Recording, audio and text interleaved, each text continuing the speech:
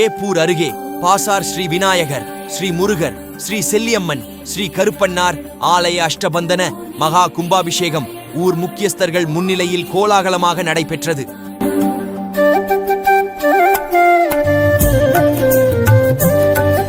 கடலூர் மாவட்டம் வேப்பூர் அருகே பாசார் கிராமத்தில் எழுந்தருளியிருக்கும் ஸ்ரீ விநாயகர், ஸ்ரீ முருகர், ஸ்ரீ செல்லியம்மன், ஸ்ரீ கருப்பண்ணார் ஆலயத்தில் புதியதாக கட்டப்பட்ட கோவிலில் அஷ்டபந்தன மகா கும்பாபிஷேகம் இன்று நடைபெற்றது.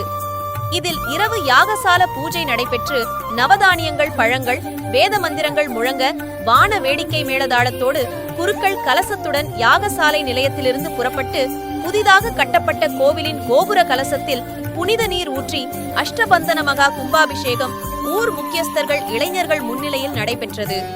இதில் பாசார் சுற்றியுள்ள கிராம பொதுமக்கள் 2000க்கும் அதிகமானோர் மகா கும்பாபிஷேகத்தில் கலந்து கொண்டு சாமி தரிசனம் செய்தனர்.